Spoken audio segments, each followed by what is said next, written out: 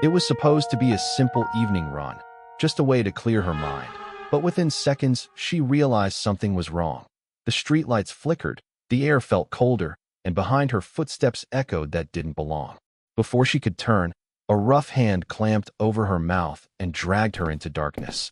In that instant, Emily understood that terror isn't an idea. It's the sound of your own heart racing in empty silence. When she came to, her wrists were bound to cold metal pipes, the ropes cutting into her skin.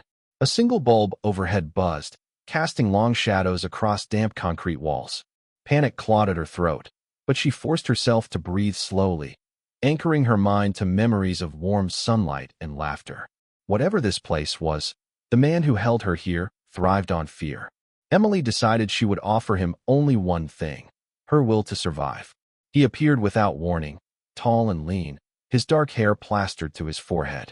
He said nothing, simply circled her like a predator testing its prey. His eyes glinted with a detached curiosity as he produced a gleaming blade. The first cut was slow, deliberate, a line of fire searing through her skin. Pain exploded through her senses, but she refused to scream. She discovered in that moment that silence can be louder than any cry when wielded as defiance. Hours blurred into days as she studied his routine. The scrape of his boots, the hum of that single bulb, the way he paused to watch her struggle. She learned every inch of this cell, mapping it in her mind like a treasure hunt for freedom.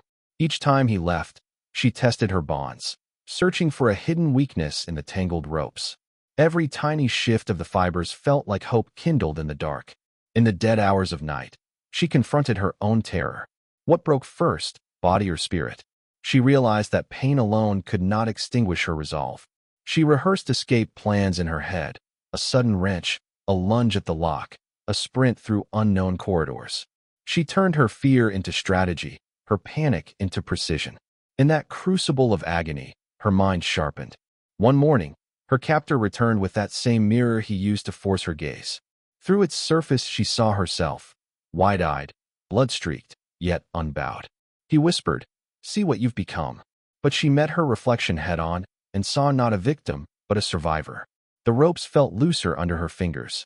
She counted his steps as he turned away, and when he paused, she acted. One fluid motion, a slip from the restraints, a desperate dash into the corridor. Alarms screamed to life. Scarlet lights pulsed as she ran, heart hammering with both fear and exhilaration. Behind her, his furious shouts echoed down the halls. She rounded a corner, braced herself, and burst into a courtyard where moonlight and rain washed away the darkness. Freedom tasted like cold air and pounding rain on her skin. But freedom brought new questions. How do you rebuild when every breath reminds you of confinement? How do you reclaim trust in a world that was once a trap?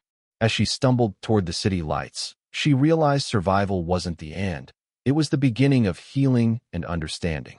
In the safety of dawn, she reflected on the paradox of trauma. It can shatter your sense of safety, yet it can forge a strength you never knew you had. She learned that true power lies in owning your story, in refusing to let horror define you. She committed to transforming her ordeal into insight, practical strategies for coping with fear, the importance of mental mapping under pressure, and the resilience born from small victories. She knew others might face their own darkness, and her journey could serve as a guide out of the shadows.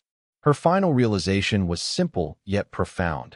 Pain impresses life's fragility on our hearts, but survival engraves our capacity for courage. The nightmare she endured became the spark igniting her future. She pressed her back against the cool lobby wall as police officers swarmed the abandoned building's perimeter, flashlights slicing through the darkness like surgical beams. Her pulse thrummed with a mix of triumph and trepidation. Each step past the yellow tape felt like reclaiming stolen ground. Detectives guided her through the maze of corridors she'd once navigated in terror, every cracked tile and rusted vent suddenly familiar in a new light. She pointed out the cell door's latch mechanism, the jagged outlet cover where she'd wedged a broken mirror shard, the stained mattress on which she'd laid her head in desperate prayer. Witnesses scribbled notes, cameras clicked, and she realized that her trauma was now evidence, and a catalyst for justice. Days blended into nights as she worked hand in hand with investigators. She combed through floor plans and witness statements, piecing together the network that had enabled her captor's reign of fear. In late-night strategy sessions, she learned to push past lingering panic, transforming her anxiety into relentless focus. The same instincts that had kept her alive in the cell now drove her inquiries. Listen for inconsistencies in alibis, scan for patterns in victim profiles, anticipate the predator's next move. She felt the intoxicating power of using knowledge as armor. Between interviews and briefings, she sought refuge in small routines that tethered her to normal life.